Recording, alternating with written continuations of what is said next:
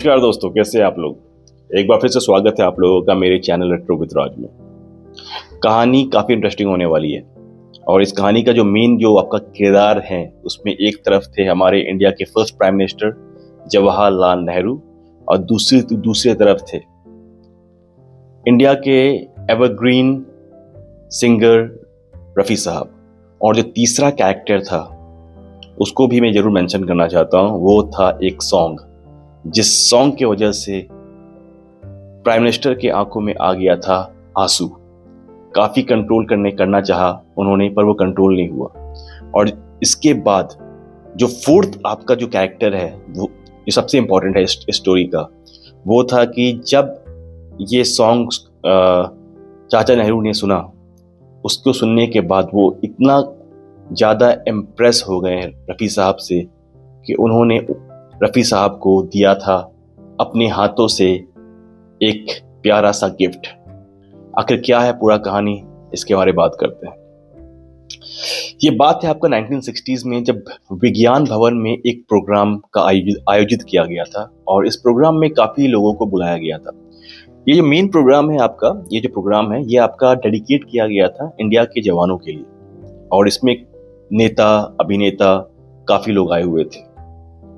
और इसमें रफ़ी साहब को खासकर आमंत्रण मिला था गवर्नमेंट ऑफ इंडिया की तरफ से कि आप इस ओकेजन में आइए और अपने आवाज़ से हमारे जो देश के जवान हैं उसके लिए एक सॉन्ग डेडिकेट करिए।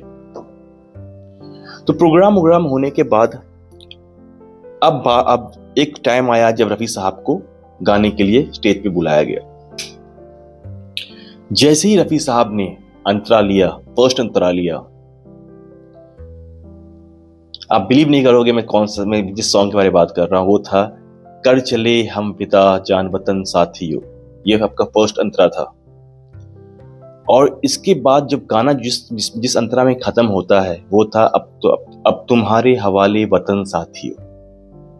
ये जो आवाज में जो दर्द था, ऐसा लग रहा था जैसे कि रफ़ी साहब ने, कहते हैं ना कि एक मैजिक क्रिएट कर दिया है। मतलब अपने कहते हैं कि एक दिल से वो जो आवाज और सबसे बड़ी बात इसमें ये था कि इसमें काफी सारा आपका हाई नोट लग रहा था, एक के बाद एक। अब नेहरू जी सुन रहे थे उस सॉन्ग को, सुन रहे थे, अच्छा लग रहा था। और लोग कहते हैं कि जब वो सॉन्ग सुन रहे थे, रफ़ी साहब का वो हाई नोट जब एक्सपीरियंस कर रहे थे, तो उनका चेहरा का एक्सप्रेशन जो है वो चेंज हो रहा था। He was trying to control his emotion, but वो नहीं कर पा रहे थे। फिर लास्ट में जब खत्म हुआ गाना, अब तुम्हारे हवाले वतन साथियों, इसके बाद वो अपने आप को कंट्रोल नहीं कर नहीं पाए और he outbursted with tears in। वो अपने चश्मा उतारे, चश्मा को एडजस्ट कर रहे थे वो, और एडजस्ट करते करते इसके बाद जब उनको लगा कि एडजस्ट करने के बाद भी, क्योंकि आंसू आएगा तो वाइप तो करना ही पड़ता है, तो उसके बाद फिर उन्होंने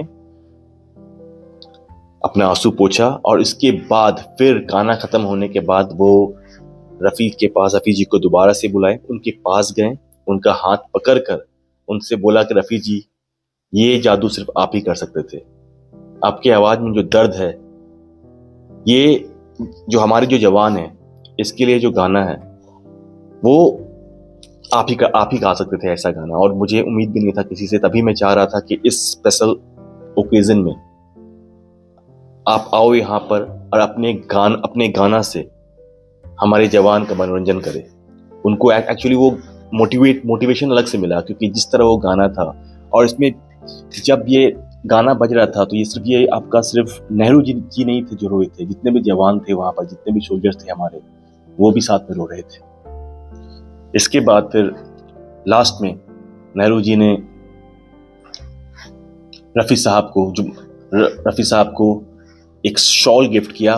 कोई और शॉल नहीं, ऐसा नहीं कि खरीद के लाए थे वो शॉल कहीं से, जो खुद पहनते थे नेहरू जी। अब वो जब भी कहीं जाते थे, किसी मीटिंग्स में, किसी ओकेजन में, तो वही शॉल वो पहनते थे। उन्होंने अपना ही शॉल को निकाला और रफ़ी साहब को उड़ाया उस शॉल से।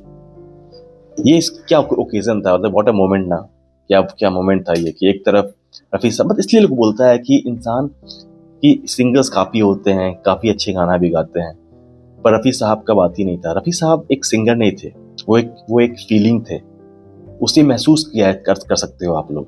वो ऐसे थे, ऐसा नहीं है कि सुन के आपको लगेगा सुन लिया अच्छा गाना है, नहीं नहीं नहीं नहीं, रफ़ी साहब का बात ही अलग था। जिससे आप फील करते थे, जिसके साथ आप जीते आए हैं। एक्चुअली देखा जाए तो हम लोग जी ही रहे हैं उनका पल को अभी तक।